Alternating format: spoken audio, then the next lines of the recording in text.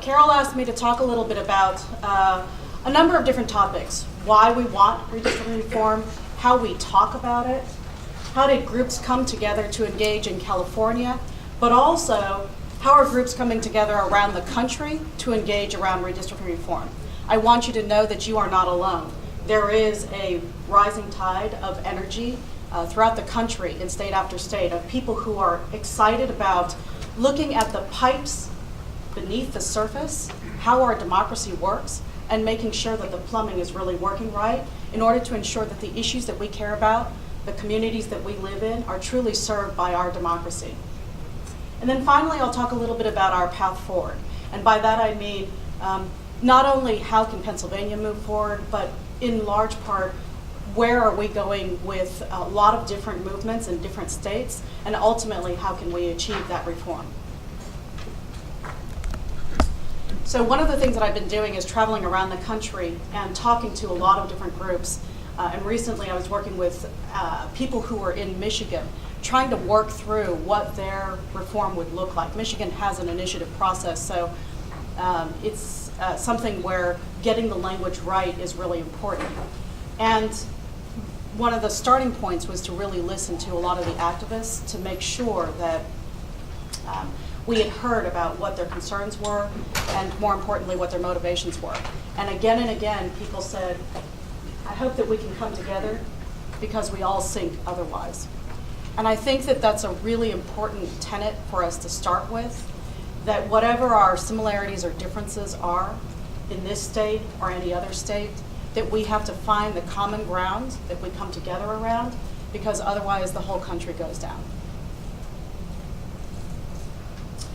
So I want to take you back to how I first got started in redistricting. It was 2001. I was a young attorney at a civil rights organization, and I was working with a lot of immigrant groups, Asian Pacific Islander groups, many of whom had never actually even thought about redistricting. And our starting point was just getting people registered to vote.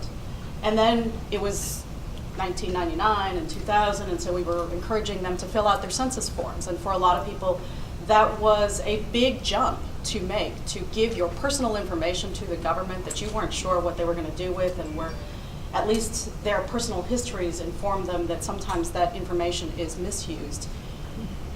And then to take them the next step and start talking about where their communities were. And when we talk about communities, we would talk about where do you go to with your children? Where do you gather? Where do you shop? Where do you worship? What metro line do you take? Where do you travel to? What is the circle of places that you go to, institutions that you care about, community centers that are important to you? And if you were to put it all on a map, what would that look like? That's the starting point for all of us, right? It's really thinking about where we come from, what do we value, and how do we make sure that that is represented ultimately when we elect somebody to Assembly, to Senate, to Congress. Then for a lot of the communities, after we had that kind of meeting, we would overlay where the lines were for the district lines of the Assembly, the Senate, and Congress. And in a lot of instances, there was an aha moment.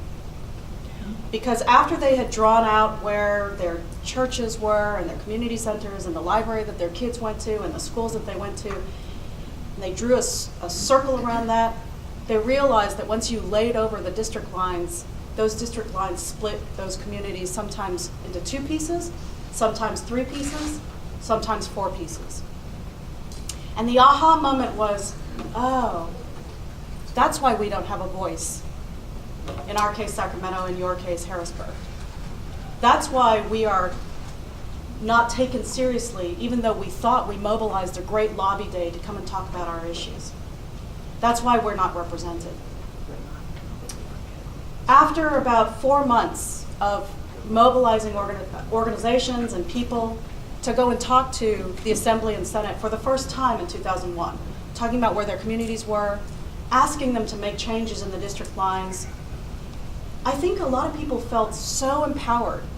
For some people, this was the first time that they had ever talked to a body of elected people, right? And to be able to tell your story was an amazing achievement for them.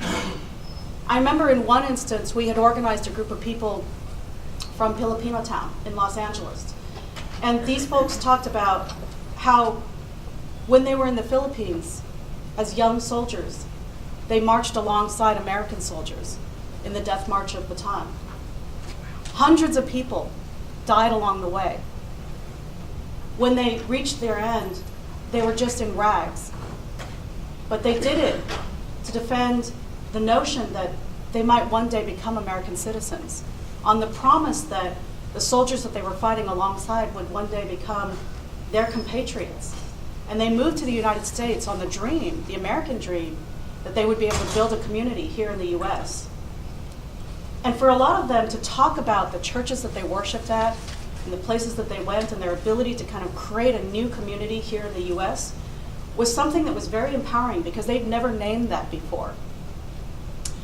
And I will tell you that at those hearings, there were times when the assembly members actually had tears in their eyes to hear the story of people who, this was really their first time giving voice to what was important to them.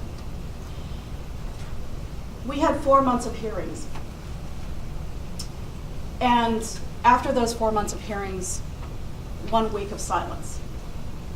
And that's when I realized that those hearings were all for show. It was a dog and pony thing.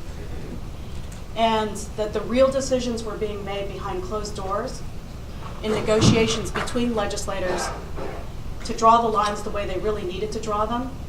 And if you were lucky, you might get a few scraps. They might have heard you and it didn't hurt them. But in a lot of cases, if you happen to run against a powerful assembly member or an aspiring senator, you were SOL. That line was not going to be moved to help your community in any way.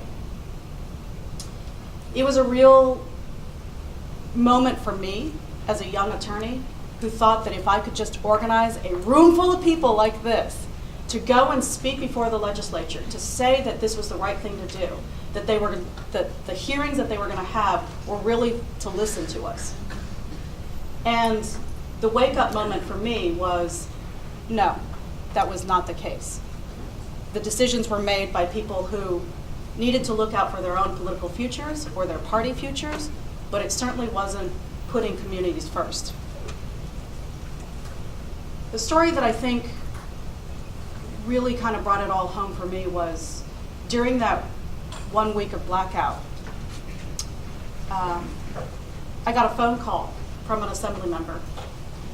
And you know, as a young attorney, I had met with a few assembly members, but to get a phone call was pretty exciting.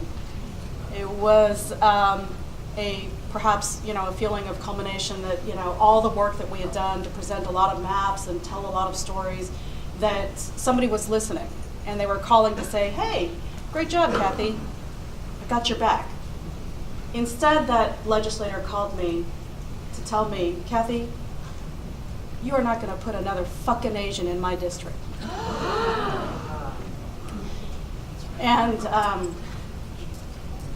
I tried to hold back the tears then, and I still do every time I tell this story, because it was 2001. But when race and politics mix, it's ugly, and people will do anything to hold on to power. This assembly member came from San Francisco, where 1 in 3 people are Asian American. So it's hard to move a line without accidentally putting a fucking Asian in her district, let alone on purpose. But it was an example of the privilege and the entitlement that unfortunately gets built in for a lot of our incumbents who feel that the district is drawn to serve their interest. Right? And a lot of times it's a 3D chess, because it's not just this district, but I want to make sure that I've got one that I can go to when it comes to Senate or Congress or whatever I'm aspiring to. And I have to make sure that it's also drawn for the person who's coming up behind me, because I need to build a little fiefdom, right? Somebody who owes me something because I drew that line for them. And now it becomes very complicated. And in the end, the communities that are living in those spaces are traded like pawns. Right?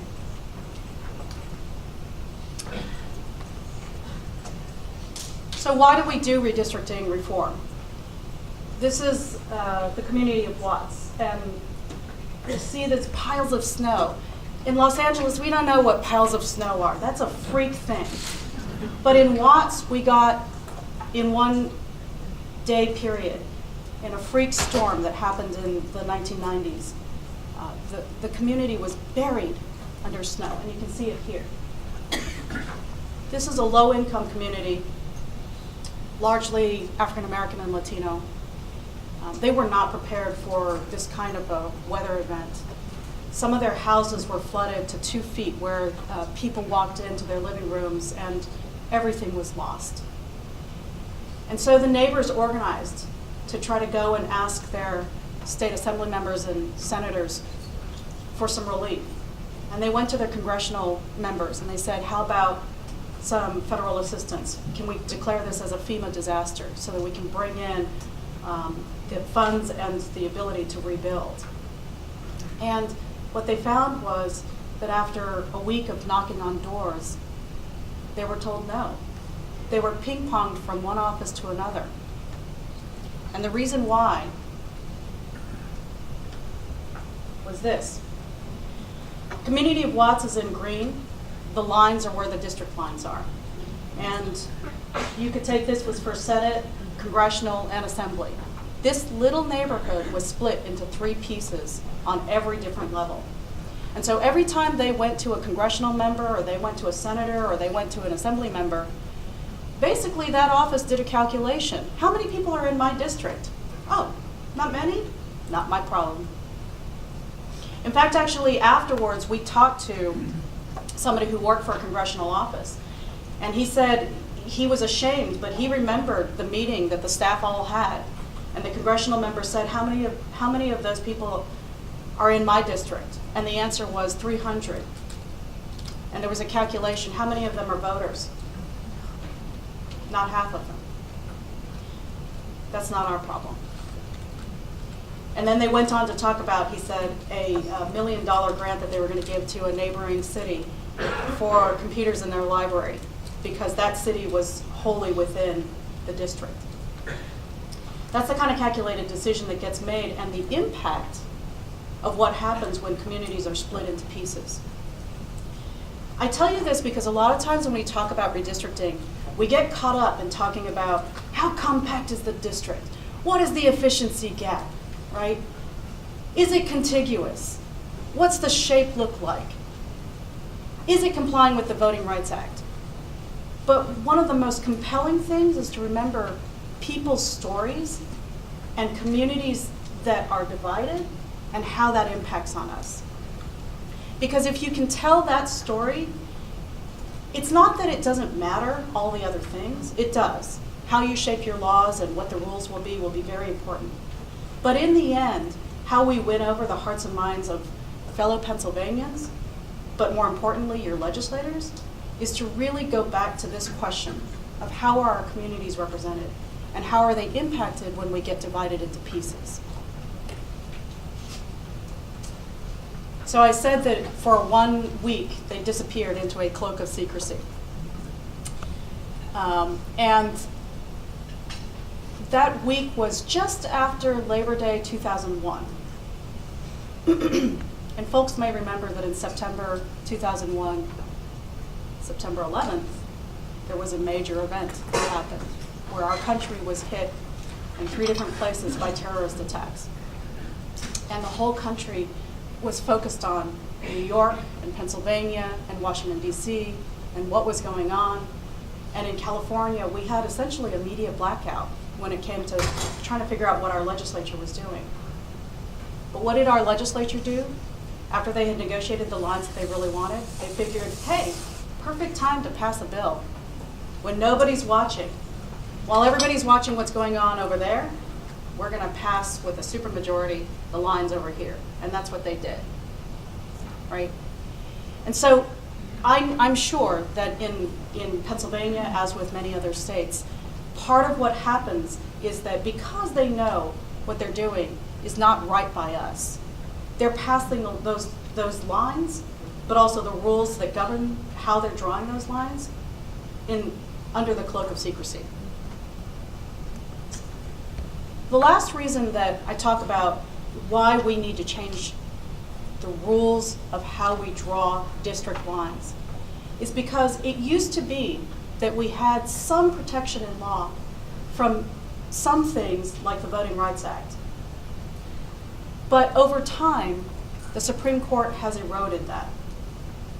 And so in California, I thought actually one of our partner organizations, Mexican American Legal Defense and Education Fund, had a pretty smoking gun case where they had the testimony of a legislator who was in the room while the lines were being drawn. And this legislator was willing to testify that when they were negotiating the lines, there was a particular district where 170,000 Latinos had been excised out of a district.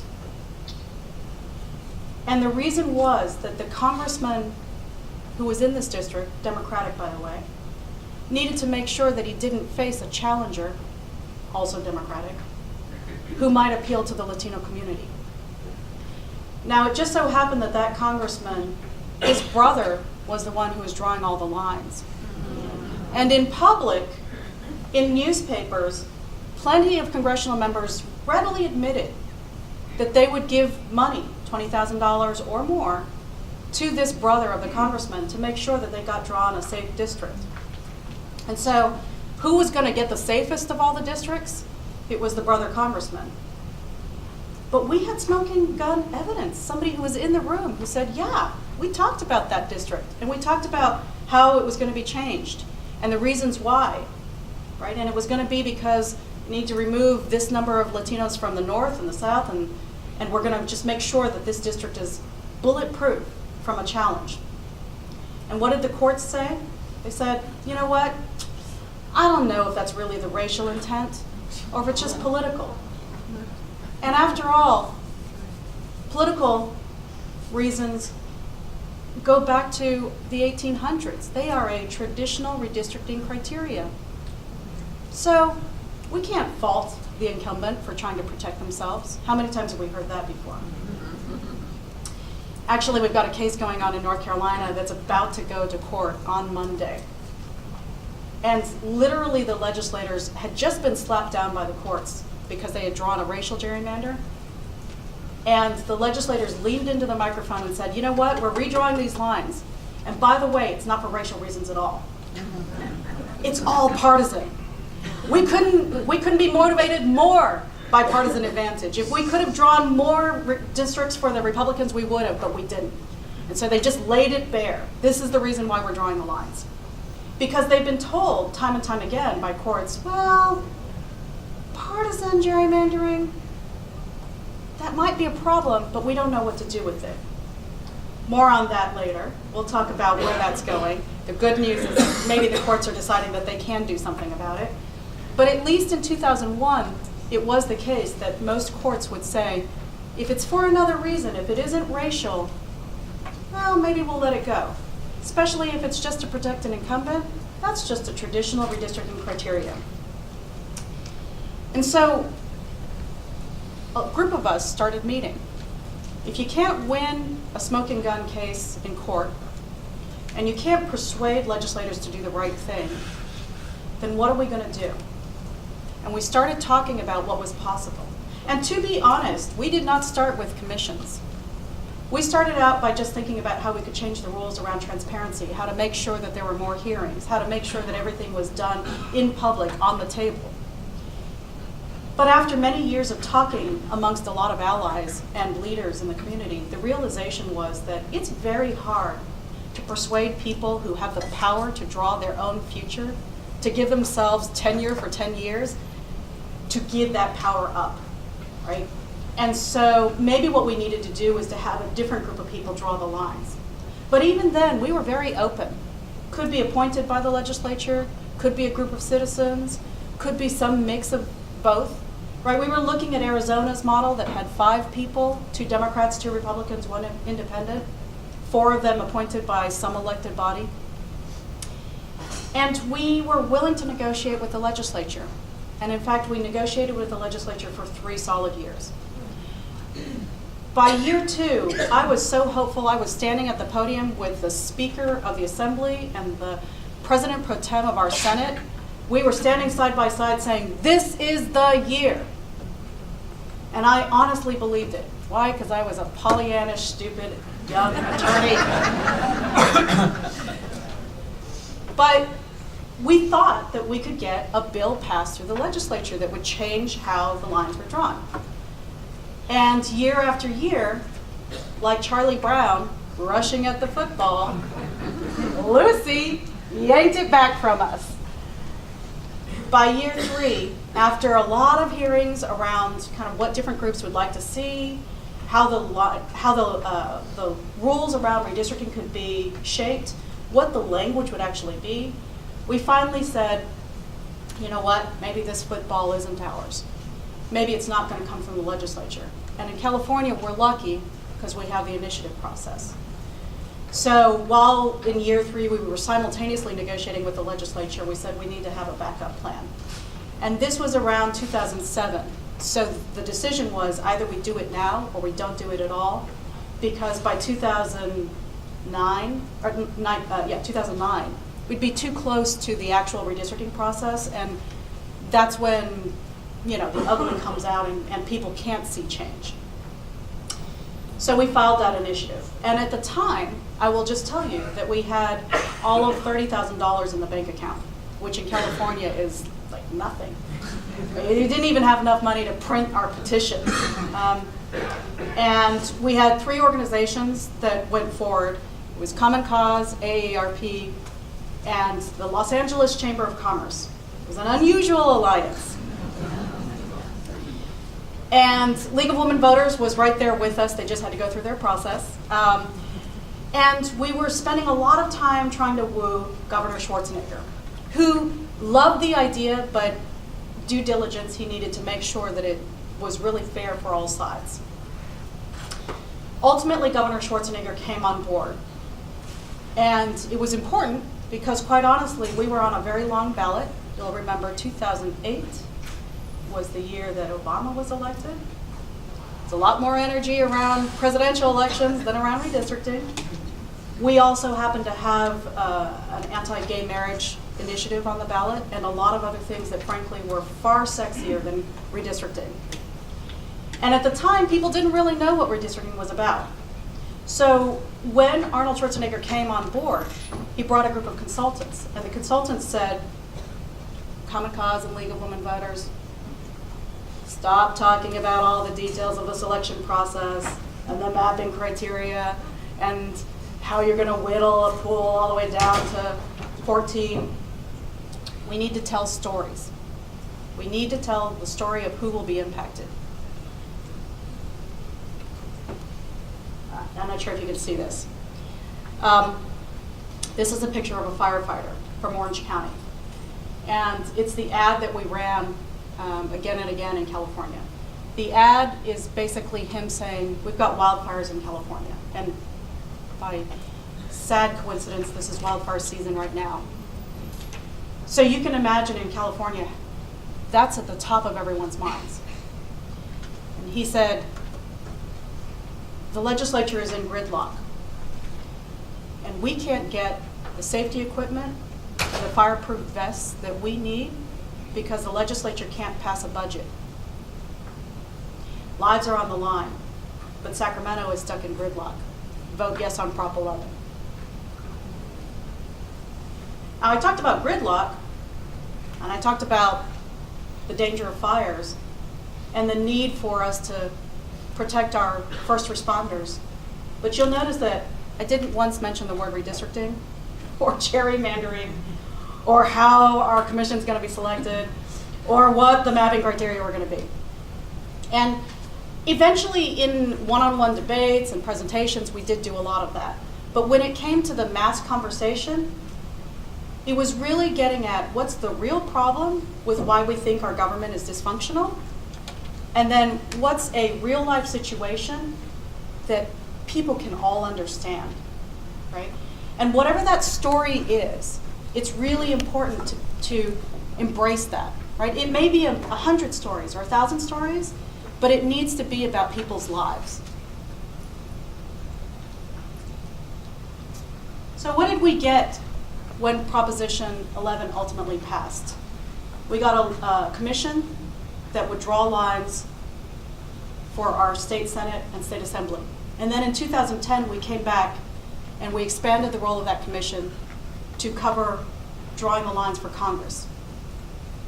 During the campaign, again and again, people told us, people who were critics told us, you've drawn those rules for who can apply so tightly, you've made the conflicts of interest so strict that nobody can apply. Nobody smart will apply, they're going to be asleep at the wheel, nobody will be interested, redistricting is not an issue that regular people can tap into. And I would say if you look at this room, but this room was just like one of many rooms, like this room, there were hundreds of people who came out to participate. When the application process opened up to ask who would apply, 20,000 people put their name in the hat. When I went to hearings about what the lines should look like, you would have thought that there was a rock concert going on because people had shown up 2 hours beforehand to stand in line so that they could have their chance to talk about what their communities were and where the line should be drawn. This is just one of 100 hearings that our Citizens Commission had, instead of the 15 that the legislature had. One of 100 where people were lined up outside and they were excited and jazzed to talk about what those lines were going to be looking like. Now, what our commission ended up doing was having big screens like this, and as people came up to testify, there would be somebody who was working the maps to take that testimony and essentially show it on the map. So if somebody said, you know, our community starts from North Alameda and goes south to First Street and then, you know, cut over on Fairfax, you could start to see the outlines of that on the map. And it was a real feedback loop, right? People really felt like, wow, I just said something, I saw it on the screen, and ultimately the district lines are going to reflect what I heard. The other piece of it is because we were all in it together and the process was fully transparent, even when you don't get what you want, ultimately it feels like this process was one that was inclusive and that was responsive, right? This is all about give and take. Not everybody's going to get everything that they want. And so in fact, actually, in time after time, even when there were lawsuits challenging the maps, which there always will be, this does not get rid of people's need to sue, right? But our Supreme Court, which majority had been appointed by Republican governors, voted in a majority unanimous vote to uphold the maps again and again. And the reason was that the process was clean, everything was well documented, and ultimately it was fair. So it's really important that when you create a process, that you're also creating the roadmap and the documentation for the courts to review so that they can decide in the end if something needs to be changed or if a citizen's process needs to be upheld. We ultimately chose to create a commission of 14 people who were not asleep at the wheel, who really knew what they were getting into, who wanted to do this, right? At the same time, this wasn't all just a bunch of insiders. These were people who were coming from all walks of life. We had a bookstore owner, we had some professors and lawyers. We also had the census director, bureau director under 3 different presidents. We had a chiropractor. We had a stay-at-home mom. We had a lot of nonprofit leaders. These were people who, they were chosen because they had the ability to listen, to work together, and they brought some talents to being able to run a meeting and being able to put together an agreement. Now, one of the other critiques that people said was, well, you're going to get 5 Democrats, 5 Republicans, and 4 others into a room. You think they're going to agree? Forget about it. Actually, all of our maps were approved either unanimously or with only 1 vote off. And the reason why was because these regular citizens were not beholden to anybody. They weren't selected by the legislature.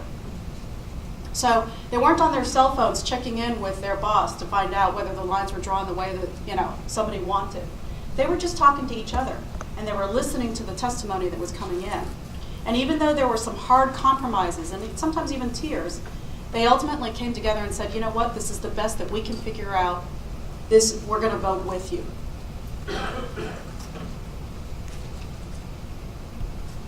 Let's talk a little bit about where redistricting reform is happening. So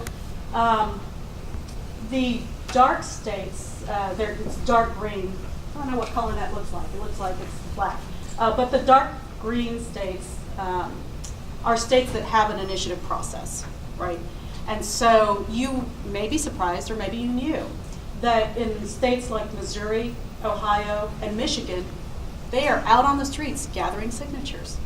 In fact, actually, I just talked to my compatriot in Ohio, and she said that they're at about just over 150,000 signatures. In Missouri, they're gathering signatures.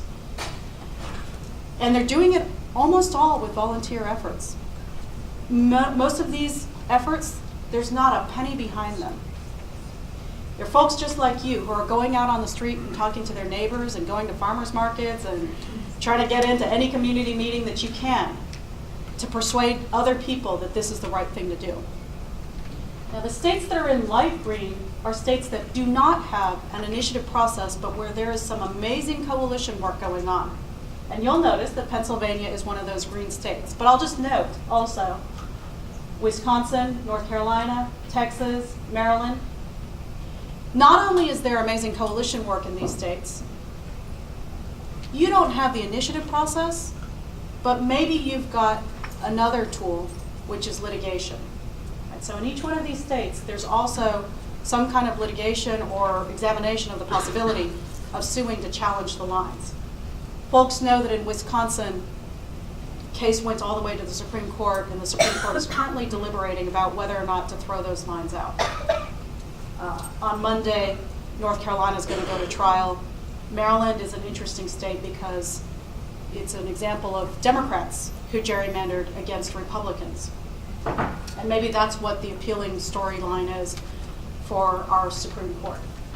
In Pennsylvania, again, you're going to have folks who are going to talk about this with greater knowledge, but Pennsylvania is also going forward with the case. When you don't have an initiative process, you need some kind of lever to force the conversation. So I'm going to leave off with some tips. Does anybody know where this image is from? I hope I don't give you any spoilers, but how many of you are suffering withdrawal because you just watched the last episode of the season and you're like, yeah! All right, well, I'm going to try to feed that addiction a little bit.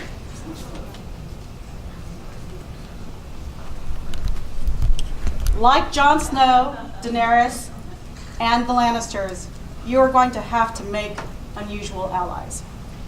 This is not going to be one if we're all doing it by ourselves. You're going to have to think about different regions of the state, different communities. You're going to have to think about left and right, people who you never would have thought that you would stand next to.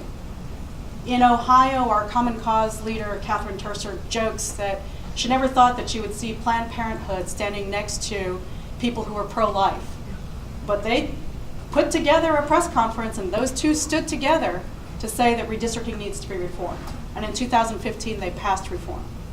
So think outside the box. Look around you in this room and ask who is not at the table, and who do I need to spend some extra time to reach out to. When it comes to the legislature, you are going to have to win a certain number of votes, which means you got to think about how to reach the people that the majority of legislators are going to listen to. Because it doesn't matter if you have 225 people in this room, or 5,000 outside, or 500,000. If you haven't reached out to the right coalition, you're still going to lose. Like Tyrion Lannister, we're going to have to help our coalition figure out a set of mission agreements and principles that we're going to work around. That's going to change over time, but ultimately we're going to have one goal. I'm not going to give away the spoiler in case you haven't seen the last episode, but For those of you who've watched Game of Thrones, you know what that one goal is. In Pennsylvania, it may not be that easy, right? Trying to figure out, is the thing that we ultimately want to create a commission? Is it a really strong set of rules so that our courts can protect us? What if we don't trust the courts? What are we going to do, right? So this is the dilemma that you're going to have to figure out. What is it that we're aiming towards? Because your opponent, at least for now, the legislature, is going to be smart, but also very wily. And so figuring out ultimately what your final mission is and what your set of principles are and what you're willing to negotiate around is important to holding that coalition together. Be ready for opportunities. Like Arya Stark, you might not be the biggest person. You might not be the most powerful, but you've got a lot of talents, and you've got to be ready for that opportunity. Sometimes a moment presents itself where, because of scandal, because somebody is under indictment, because there is a moment in the popular imagination, this is the time to strike. That might be when your bill suddenly finally gets out of your rules committee and gets a vote and then makes its way through the legislature, right? You have a long road to take because you've got to have 2 votes of the legislature and then ultimately try to get a vote of the people. But it is possible if you build the right coalition, you get the right allies, and ultimately you're ready for that opportunity. And lastly, like George R.R. Martin, who wrote the books around Game of Thrones, you need to lift people's stories up. I know that a lot of times we get involved in talking about this and it gets very much wrapped up in numbers and who's winning and losing, and that feels like the urgency is around that. But remember, to really connect with people, you really have to listen as you talk to people around the state for those stories that you're going to lift up and talk about why redistricting matters, right? It isn't just about Democrats and Republicans. And as fun as it is to talk about the power plays, it isn't just about those power plays. It is ultimately about lives that are impacted by the way lines are drawn and how, if democracy is broken, the things that we need and that we care about as communities don't get represented in our state legislature or our Congress. I'm going to leave off with a quote from my favorite justice, Ruth Bader Ginsburg. I think I'll call her Ruth. In a case in 2015 where the court was trying to decide whether or not it was okay for Arizona voters to create their independent commission and whether that was something that should be the realm of the legislature or if in fact some alternative could be created, Ruth Bader Ginsburg wrote the majority opinion, which included Anthony Kennedy, a Republican justice. And I think one of the lines that she said that I think was most helpful for all of us is that the court has long recognized that states are the laboratories for change, for devising solutions to difficult legal problems, that we cannot always look to some outside body, that we ourselves have the power to make that change. And I applaud you because everybody in this room, that power is in your hands. Thank you.